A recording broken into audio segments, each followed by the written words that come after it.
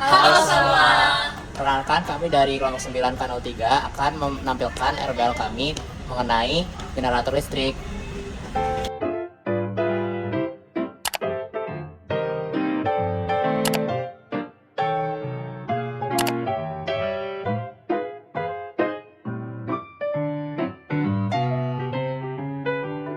Halo semuanya, kami di sini akan menjelaskan tentang generator listrik yang sederhana yang kami buat dengan memanfaatkan konsep listrik magnet.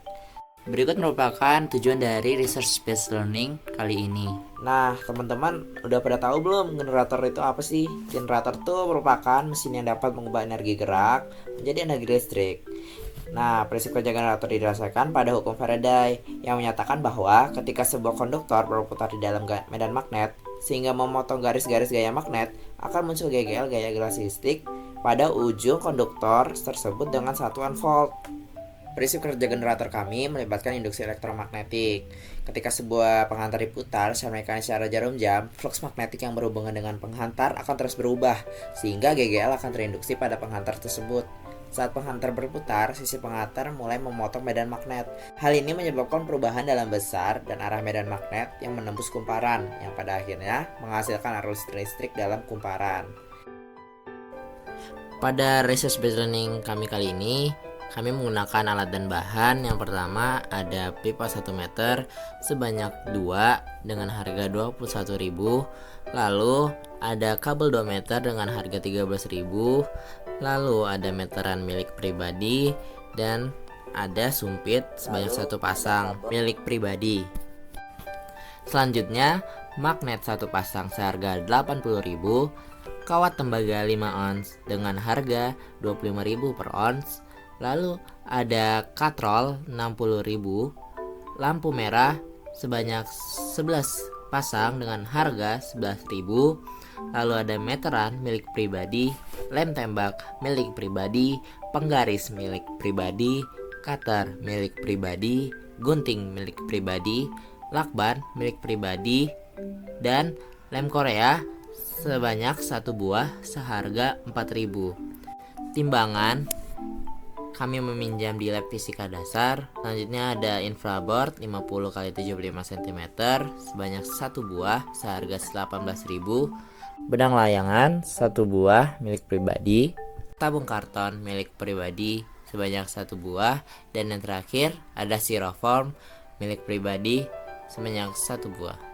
Setelah kami akumulasikan, total biaya yang kami keluarkan untuk kali ini adalah Rp332.000.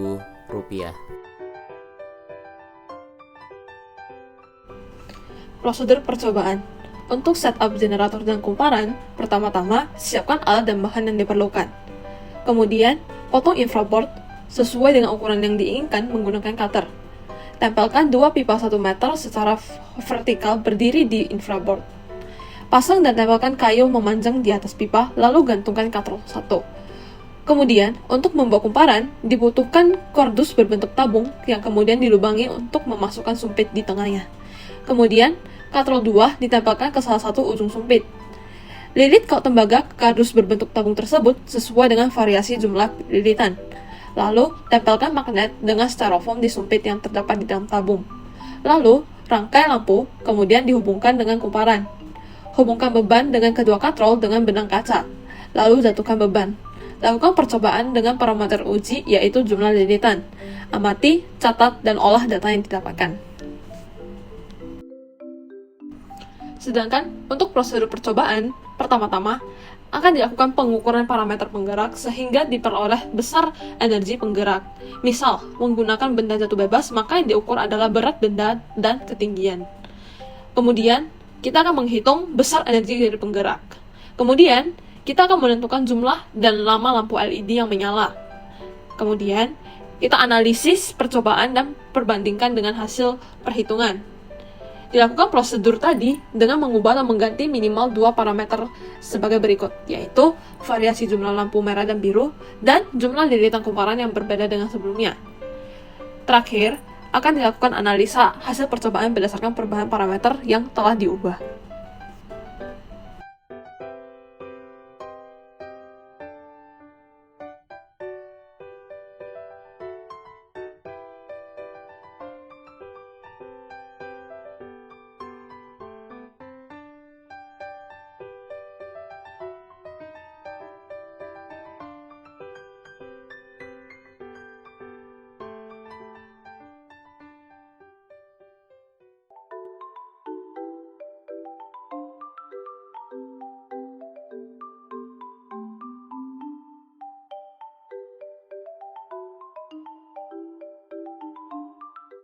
Berikut adalah video demonstrasi dari hasil RBL yang telah kami lakukan.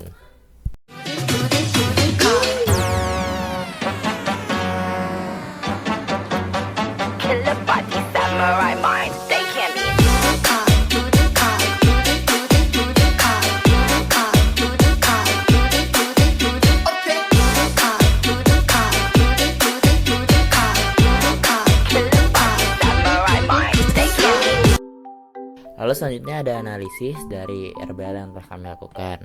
Berikut adalah penjelasannya. Pada percobaan ini terdapat dua data yang kami gunakan, yaitu data teoritis dan juga data eksperimen. Data teoritis merupakan data hasil perhitungan secara teoritis yang kami lakukan. Data eksperimen merupakan data aktual dari percobaan kami. Perbedaan dari kedua data ini kami hitung selisihnya dan akan menghasilkan galat atau error. Galat tersebut dapat terjadi karena asumsi awal yang kami gunakan. Asumsi awal yang kami gunakan diantaranya ada 3, yaitu asumsi pertama adalah gaya non-konservatif yang diabaikan.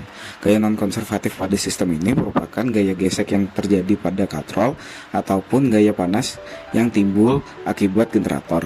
Namun karena nilai gayanya yang kecil dan juga keterbatasan pengetahuan kami untuk menghitungnya, kami tidak memasukkan gaya non-konservatif dalam perhitungan. Asumsi kedua adalah lilitan sempurna. Pada percobaan kali ini kami melilit kawat untuk generator secara manual sehingga terjadi beberapa kesalahan-kesalahan dalam penelitian. Namun kami asumsikan bahwa lilitan yang ada pada generator ini sempurna. Asumsi ketiga adalah pengukuran dari multimeter. Pada percobaan ini ditunjukkan bahwa multimeter memiliki delay sebelum multimeter dapat memberikan pembacaan yang akurat. Namun karena selang waktu dari percobaan kami yang tidak cukup lama, multimeter tidak dapat memberikan hasil yang akurat sebelum percobaan kami selesai. Masih terdapat asumsi lain yang digunakan dalam percobaan ini. Asumsi yang saya paparkan setidaknya dapat memberi gambaran mengapa terjadi galat atau error dalam percobaan ini. Generator yang digunakan pada percobaan ini menggunakan konsep Gauge induksi. Gauge induksi sendiri timbul akibat perubahan flux magnetik seiring dengan perubahan waktu. Pada generator kami merubah sudut antara kumparan dengan medan magnet sehingga terdapat perubahan flux magnetik. Perubahan flux magnetik ini akan menimbulkan Gauge induksi yang dapat menyalakan lampu kami. Arus yang dihasilkan dari generator ataupun Gauge induksi ini sendiri akan menjadi arus AC atau arus bolak-balik. Karena perubahan nilai dari Gauge induksi seiring waktu, hal ini juga akan menunjukkan perubahan dari nilai arus yang menandakan arus tersebut merupakan arus AC atau arus bolak-balik. Pada percobaan pertama, kami menggunakan rangkaian 3 lampu biru dan 4 lampu merah. Lampu biru di sini menyalahi panduan RBL yang diberikan, namun terlanjur kami beli dan telah diizinkan untuk menggunakannya. Kesalahan kami dalam membeli lampu ini memberikan analisis yang menarik lebih lanjut. Pada percobaan 1500 lilitan, kami tidak berhasil untuk menyalakan lampu biru, namun kami berhasil menyalakan lampu merah. Kami berasumsi bahwa lampu biru membutuhkan voltase yang lebih tinggi untuk dinyalakan. Lalu kami menambahkan lilitan menjadi 2000 lilitan. Namun pada 2000 lilitan, lampu biru masih belum bisa menyala, namun lampu merah tetap menyala dengan baik. Lalu kami ganti rangkaian sehingga seluruh rangkaian menjadi lampu merah, 8 lampu merah. Setelah kami ganti rangkaiannya, lampu merah dapat menyala dengan terang seluruhnya. Di sini kami mendapatkan kesimpulan bahwa lampu biru sendiri membutuhkan spek voltase yang lebih tinggi untuk menyalakannya, karena kami sudah menyingkirkan seluruh faktor-faktor eksternal dan berusaha untuk meningkatkan voltase dari lampu itu sendiri. Pada percobaan 2000 lilitan, voltase yang dibaca oleh multimeter kami mengalami penurunan nilai. Hal ini dapat disebabkan karena frekuensi dari arus yang kami timbulkan tidak sesuai dengan spek dari multimeter itu sendiri. Multimeter ini dapat bekerja dengan frekuensi yang baik di sekitaran 45 hingga 450 Hz. Namun pada percobaan kami hanya berhasil menimbulkan arus dengan frekuensi 26 Hz. Hal ini akan menyebabkan galat atau keeroran dalam pembacaan voltase kami. Hal-hal lain yang dapat menyebabkan kesalahan dari pembacaan multimeter sudah kami paparkan di analisis awal kami.